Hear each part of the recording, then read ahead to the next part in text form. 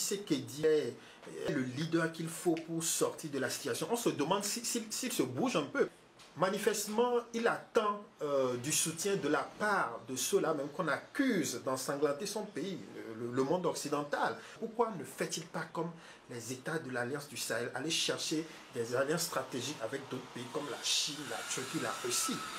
Oui, mais je vois déjà que ça se bouscule là-bas, sur le plan des ressources. Parce que l'enjeu dans le Zaïre, c'est les ressources naturelles, c'est pas autre chose. Je ne vois pas d'enjeu stratégique sur le Zaïre. L'enjeu géopolitique, c'est le contrôle des ressources naturelles du Zaïre. Il faut que vous les contrôlez.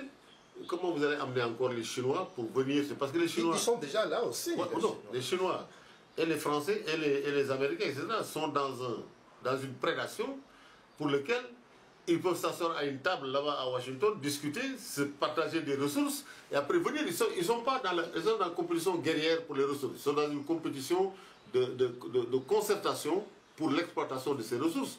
Parce que n'oubliez pas que le financement, ce n'est pas les pays qui financent, c'est des grandes entreprises qui financent. C'est ça. Ah, mais donc le pays n'a presque pas de capacité. Non, eux, ils sont là, ils ont investi leur argent, il leur faut de l'or, de l'uranium, ils ont signé des contrats, mais il faut payer ces contrats. Mais maintenant, tu sais ce qu'il dit.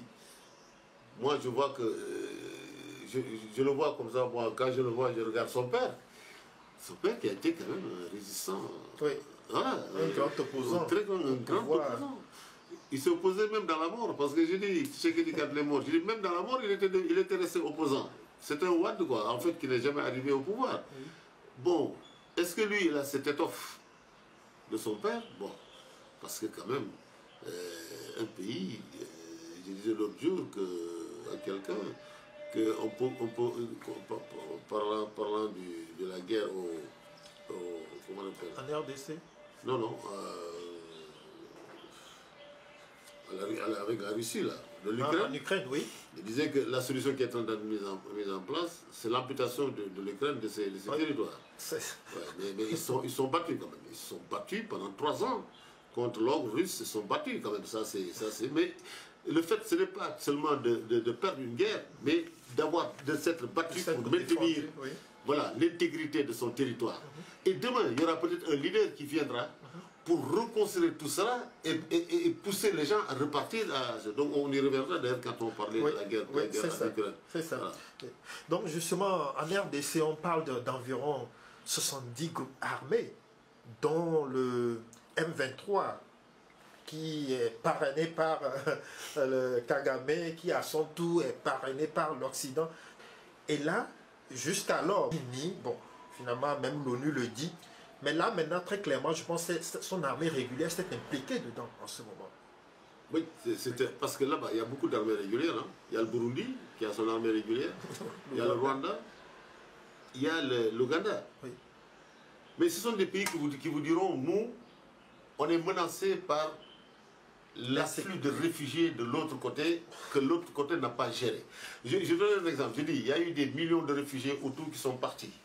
Mais de l'autre côté, sur la Tanzanie, il y a eu 1 million qui ont passé le pont de Rusumo pendant la crise. 1 million. Mais on n'a jamais entendu parler de crise de ce côté-là. C'est parce que eux, moi je me suis rendu là-bas, je me suis rendu comment on appelle, au Kenya. Mais ils ont des méthodes de gestion extraordinaires des réfugiés. Oui. Une fois que la guerre est terminée, ils ont pu repartir, ramener tous les réfugiés dans leur pays. Mais de l'autre côté, c'était peut-être plus compliqué parce que n'oubliez pas que c'est un territoire où il y a ce qu'on appelle les Banyamulenge. Il y a ces problèmes ethniques-là. Ouais. Et les Banyamulenge, c'est en fait des Tutsis. Des Tutsis du Rwanda.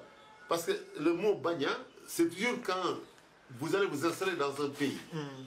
Voilà, les Banya Rwanda, les Banyamulenge, c'est le mot qui viennent de ce pays. Donc quand Kayula est arrivé, il a pris ces gens-là comme pour monter son gouvernement. Kabila père. Kabila père. C'est basé sur ces gens-là qui étaient là. Le premier ministre d'ailleurs, James Kabarebe, était un Tutsi. Après, vous savez, c'est comme avec Museveni.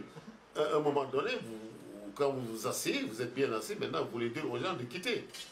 Et quand il a dit aux gens de quitter, les gens, voilà, les gens n'ont pas... Il a enlevé Karabéré, il a refait son gouvernement, et il demande à l'armée rwandaise, qui était quand même déjà là, qu'il avait invité presque, parce que c'était ses complices aussi, de quitter. Mais ces gens, vous voyez, et puis il y avait brusquement, donc il y a eu des... Quand il a dit quitter, la population aussi a commencé à massacrer les Tutsis. Donc ce massacre de Tutsis devient un élément du conflit. Parce que les Hutus aussi qui étaient là se sont attaqués au Banyamuleke. Donc il y a une sorte de guerre de proxy par des pays qui ne veulent pas que ces réfugiés reviennent dans le pays. Ça, c'est la guerre de proxy que l'Ouganda, le Rwanda a menée. Mais aussi des guerres ethniques qui compliquent la situation au niveau tactique. Parce que c'est impossible de régler un problème où il y a 80 000 groupes, chaque groupe affilié à une ethnie, et qui se battent sur un théâtre. Ça me rappelle un peu en science ce qu'on appelle l'institut de Heisenberg.